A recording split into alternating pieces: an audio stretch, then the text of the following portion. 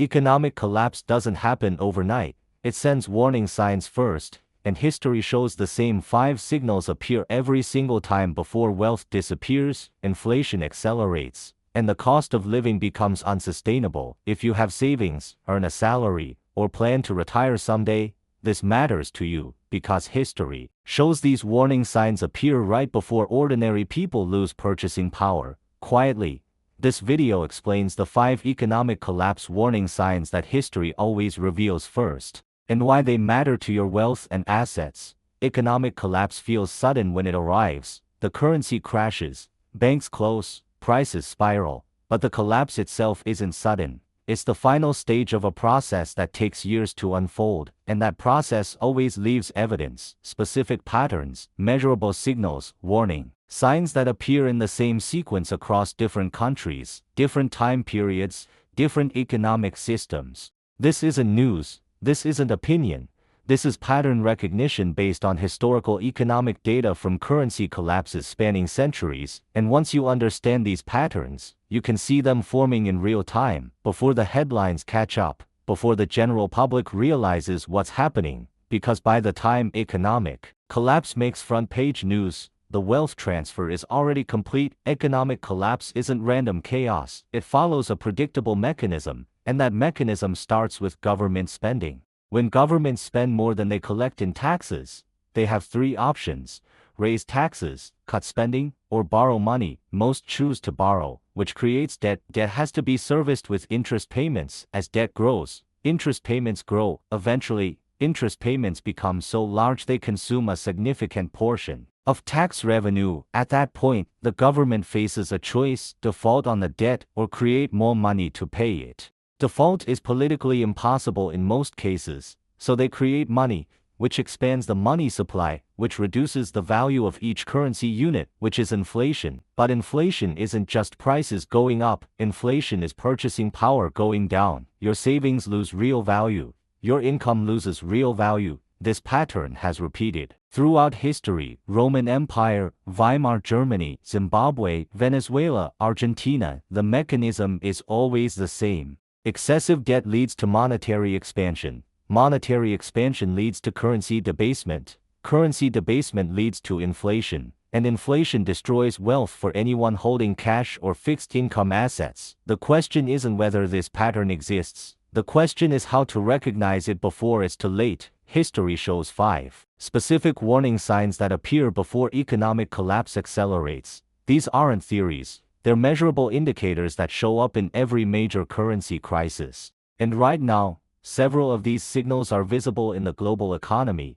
The first warning sign is rapidly accelerating government debt relative to economic output. Specifically, when debt-to-GDP ratio climbs above 100% and continues rising. Why does this matter? Because it signals the government can no longer fund itself through normal taxation and economic growth. It has to borrow continuously. Historical example: Japan's debt-to-GDP ratio exceeded 200%. The government spends more on debt service than on most other budget items. They can't raise taxes enough to close the gap, so they keep borrowing, and the ratio keeps climbing. The United States crossed 100% debt-to-GDP in 2012. By 2024, it exceeded 130%, and the trajectory is accelerating. This doesn't mean collapse is imminent, but it means the mechanism is engaged. The government is now structurally dependent on continuous borrowing. When debt grows faster than the economy, there are only 2 endpoints: default or inflation, and history shows governments almost always choose inflation, because inflation is a hidden tax. It reduces the real value of debt, it transfers wealth from creditors to debtors, and the government is the largest debtor.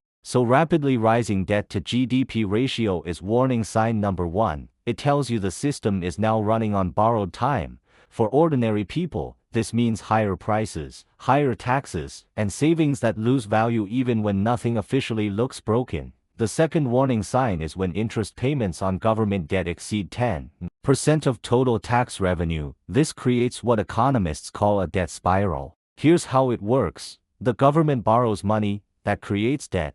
Debt requires interest payments. Interest payments come from tax revenue. When interest payments are small relative to revenue, the system remains stable, but when interest payments grow large, they consume revenue that would otherwise fund government operations, which forces the government to borrow more, which increases future interest payments, which consumes even more revenue. The cycle accelerates. Historical example, in the early 1980s, U.S. federal interest payments were around 8% of revenue, manageable by 1920. They exceeded 15%, that means 15 cents of every tax dollar now goes to interest, not roads, not schools, not defense, just interest on past borrowing, and as interest rates remain elevated, that percentage grows, which means less revenue for everything else, which means more borrowing to fill the gap. This is warning sign number 2. When you see interest payments consuming a growing share of government revenue, you're watching the debt spiral engage, and once engaged, it's extremely difficult to reverse without either massive tax increases, brutal spending cuts, or monetary expansion that leads to inflation. History shows most governments choose the third option because it's politically easier to inflate away debt than to make painful fiscal adjustments. For ordinary people, this means the government has to choose between cutting services you depend on or inflating away the debt you hold in savings. This is where most people get caught off guard. The third warning sign is when central banks start purchasing government debt directly or indirectly to keep interest rates suppressed. This is called debt monetization, and it's the bridge between fiscal crisis and currency crisis. Why does this happen? Because when government debt grows too large, private investors demand higher interest rates to compensate for risk. Higher rates make the debt even more expensive to service, so central banks step in. They create money, use that money to buy government bonds, which keeps bond prices high and interest rates low. This looks like it solves the problem. The government can keep borrowing at affordable rates, but it doesn't solve anything. It just shifts the problem from the bond market to the currency. Because every dollar the central bank creates to buy bonds is a new dollar in the system. More dollars, same amount of goods, each dollar worth less. That's inflation. Historical example, during the 1920 pandemic response, the Federal Reserve expanded its balance sheet by over $4 trillion. Much of that was government debt purchases. They called it quantitative easing, but the mechanism is the same as direct monetization. The central bank creates money, buys government debt, expands the money supply, and dilutes the currency. When you see central banks buying large quantities of government debt, you're watching inflation being created in real time.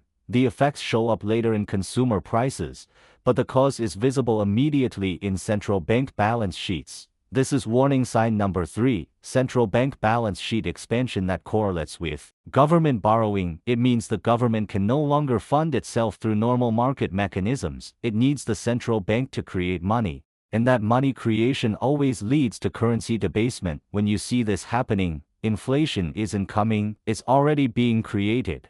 The fourth warning sign is when real wages decline for an extended period while official inflation statistics remain moderate.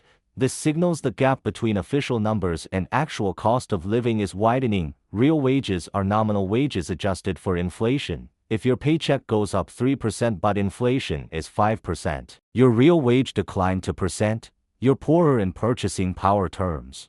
Governments have incentive to underreport inflation, because many government obligations adjust with inflation. Social Security, pensions, inflation index bonds. Higher reported inflation means higher costs. So official inflation calculations often use methodologies that understate actual price increases. They adjust for quality improvements. They substitute cheaper goods. They exclude volatile categories. The result is an official number that looks moderate while real-world costs surge. Historical example, from 1920 to 1924, official U.S. inflation totaled roughly 20% cumulative, but housing costs in many cities increased 40 to 60%, food costs increased 35 to 40%, insurance costs doubled in some categories. People feel poorer because they are poorer.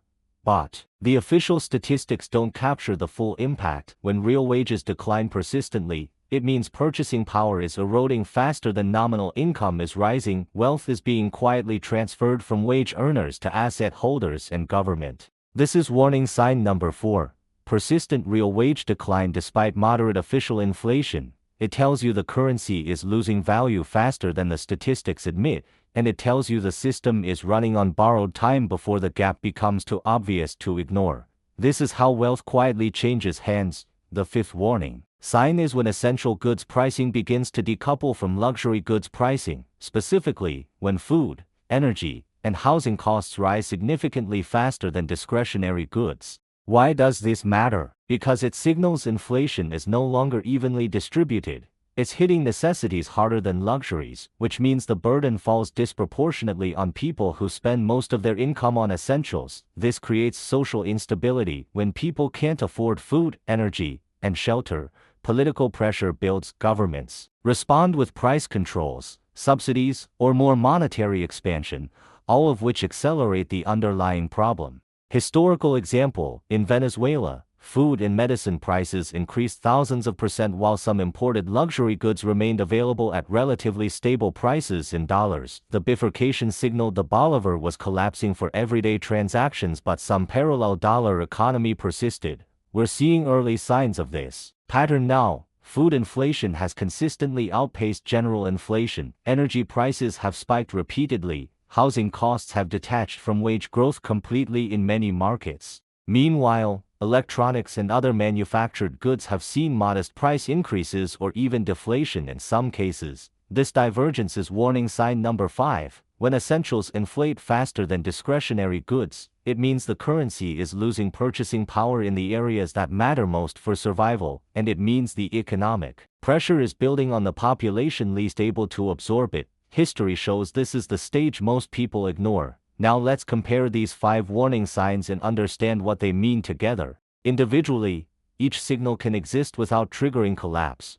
High debt can persist for decades if growth remains strong. Interest payments can stay elevated if borrowing costs decline. Central banks can expand balance sheets during crises without immediate inflation. But when all 5 signals appear simultaneously, the pattern becomes unmistakable. The system is in a debt spiral, the currency is being debased, purchasing power is eroding, and the burden is falling on those least able to bear it. History shows this combination of signals always precedes significant economic disruption, not always hyperinflation, not always sudden collapse, but always a period of wealth transfer, currency debasement, and declining living standards for the majority. The timing varies. Some countries experience rapid acceleration, others see slow erosion over decades, but the direction is consistent. And once all 5 signals are present, reversal requires painful adjustment, fiscal discipline, spending cuts, tax increases, debt restructuring, politically difficult choices that most governments avoid until forced by crisis. So the pattern is predictable. The question is recognition. Can you see the signals before the outcome becomes obvious? Can you position assets to preserve wealth before the currency loses significant value? Because systems matter more than headlines. The headlines will tell you everything is fine until the day it's not, but the system signals show you what's building underneath. Now connect these historical patterns to today's economic environment. All 5 warning signs are currently visible in major economies. Debt-to-GDP ratios above 100% and rising, interest payments consuming growing shares of revenue, central banks with balance sheets still bloated from years of monetary expansion, real wages declining despite moderate official inflation, essential goods pricing decoupling from discretionary goods. This doesn't mean collapse is imminent, but it means the mechanism is engaged. The debt spiral is active, the currency debasement is underway, the wealth transfer is happening. And the longer these conditions persist, the larger the eventual adjustment becomes. This isn't politics, this isn't prediction, this is pattern recognition. These same signals appeared before every major currency crisis in history: Weimar Germany in the 1920s, Latin American debt crises in the 1980s, Asian financial crisis in the 1990s, Zimbabwe and Venezuela in the 2000s. The details differ, the timeline differs, but the signals are consistent. And right now, those signals are present across multiple major economies simultaneously, which is historically unusual. Most currency crises are isolated to specific countries or regions, but the current debt expansion has been global, which means the eventual adjustment may also be global, not collapse everywhere at once, but coordinated. Currency debasement and inflation pressure across interconnected economies. For anyone holding wealth in cash or fixed income assets, this represents significant risk because inflation erodes purchasing power, and the warning signs suggest inflation pressure will persist or accelerate. For anyone holding hard assets or productive assets, this represents relative protection because those assets tend to reprice as currency values fall. The goal isn't to predict the exact timing or severity. The goal is to recognize the pattern, understand the mechanism, and position accordingly before the adjustment accelerates. So here's what we've covered. Economic collapse follows a predictable mechanism. Excessive debt leads to monetary expansion. Monetary expansion leads to currency debasement. Currency debasement leads to inflation and wealth erosion. History shows 5 specific warning signs that appear before this process accelerates, rapidly rising debt-to-GDP ratios, interest payments consuming growing shares of revenue, central bank debt monetization, persistent real wage decline, essential goods pricing decoupling from discretionary goods. All 5 signals are currently present in major economies, which means the mechanism is engaged. The debt spiral is active, the currency debasement is underway.